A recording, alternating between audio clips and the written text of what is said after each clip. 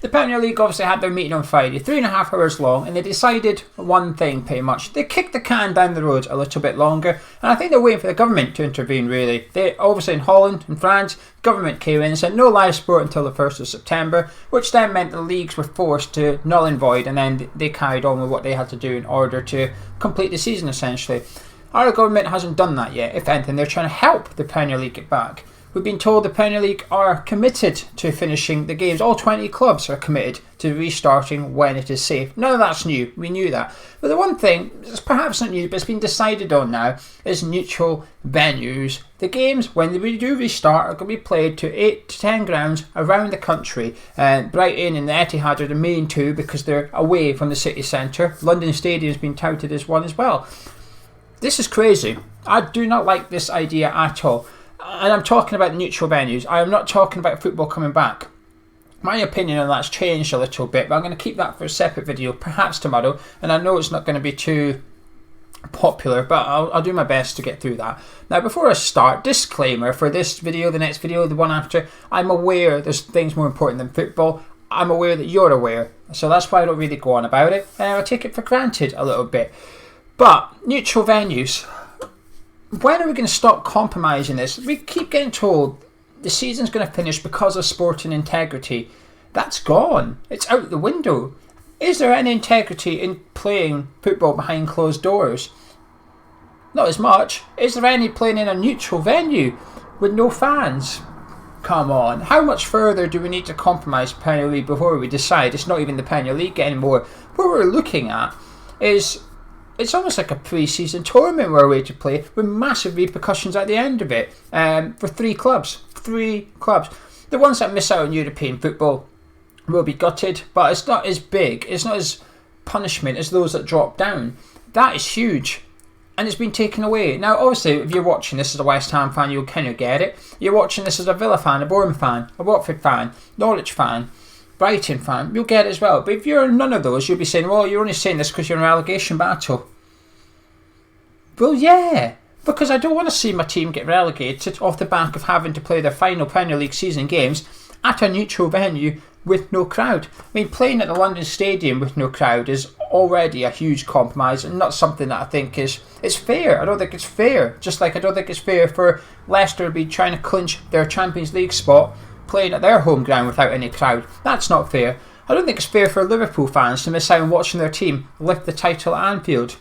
Now, don't get me wrong, I'm pretty sure at some point in the future, should this happen and they win the league, obviously, once it's safe to have some sort of presentation at Anfield, I'm sure they'll have it. It'll probably be next year at some point. They'll still have something.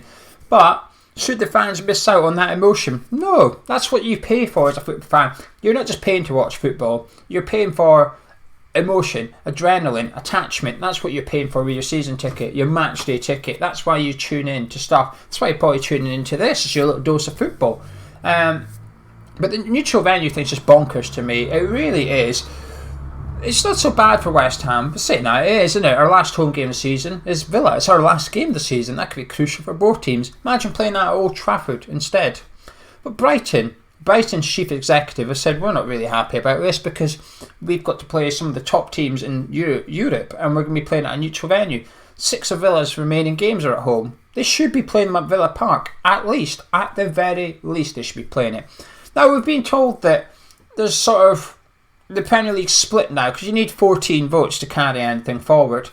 And there's 6 clubs here being a pain in the arse, we believe. And it's the teams that's down at the bottom, which is no surprise.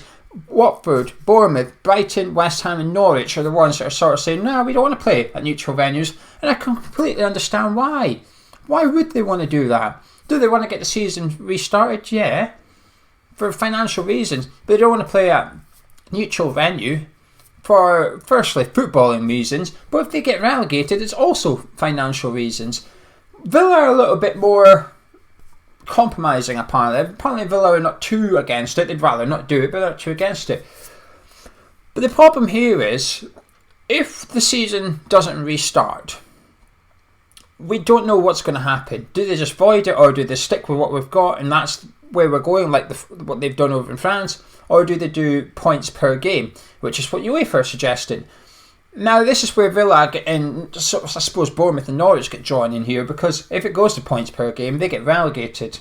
So now they're thinking, if this season doesn't restart, if it does restart, we've got a fighting chance. We've got an opportunity to get out of the bottom three. However, if it doesn't, and the Premier League decide to go with points per game, we are relegated. Because I can guarantee you, I can't guarantee you actually, that's not a thing, but I can guess that, let's just say the season got voided today. The next vote would be, what do we do now? Do we scrap it? Well, we know there's going to be some clubs that say no to that. The Champions League ones, Leicester, Liverpool, possibly Manchester City, Sheffield United. Why would those sides not want the season to... Why would they want it to be scrapped? So then the next solution is, do you want points per game? Well, this is the problem. All of a sudden, a lot more clubs are more open to this. West Ham will soon change their stance, because they'll look at it and go, well, we stay up, so yeah, we're happy with that. Watford are now staying up. They're now maybe thinking, okay, yeah, we'll sign that off. Liverpool will clearly say yes. The Champions League clubs, the teams that would finish in there, Chelsea would finish 4th on points per game. They're going to say, yeah, all right. Then suddenly you're going to get the mid-table ones who don't really mind. They just rather not play the games. Newcastle, Burnley, Palace, doesn't really bother them, does it? They get their money, they don't have to play the football, they're happy with points per game. And that's where I can understand why Villa are perhaps more inclined to play at neutral venues, so that they get an opportunity to try and get out of the bottom three, because I don't think they were down. I don't think anyone was, except Norwich, really. I couldn't pick the bottom three. That's what was exciting about it. But the whole season is just... it's compromised so much already. But I'm coming around to the idea of football coming back. And it's not necessarily because I want to see the season finished, but it's a big topic, that one. But my question here is, if the focus is solely to finish the season, why has every game got to be broadcast on television? We're getting told the priority is A, health, and then B, for the integrity of the Premier League, to get the Premier League finished. Now, we know that's because of the money. We understand that. I understand that. Listen, I can completely understand why the Premier League clubs are thinking, well, we'd rather finish the season so we can secure this £40 million or something. It makes sense. But why have they all got to be put on TV? They weren't all going to be put on TV before this. You know, you get five games a weekend maybe. So the other 5 are not behind closed doors. They're there with the fans, but there's no broadcast. So if the priority is safety and finishing the Premier League, where does TV come into this?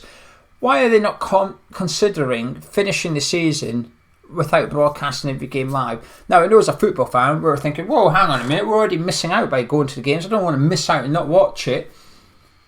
But if you remove that, you're removing a hell of a lot of the logistics involved with the broadcasting, people trying to get to the game to film it and whatnot.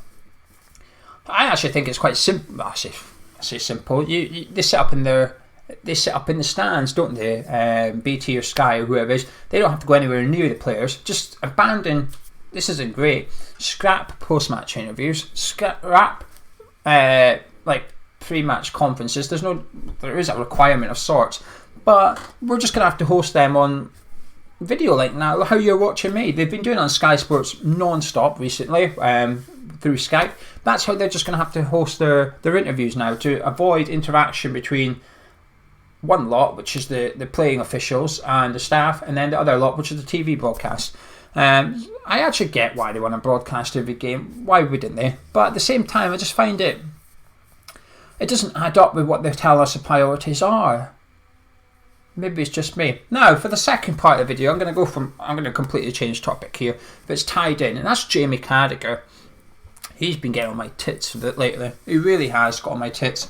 Friday, he made a comment. He did his video linking as normal, and he had a swipe at Karen Brady. He had a swipe at Karen because she's changed her tone. Now, if you remember when this very first came out, Karen's article in Sun was very much about voiding the season, and then the second one was backtracking a bit and said, well, hang on a minute, I want to finish the season, but if we can't, then we have to void it.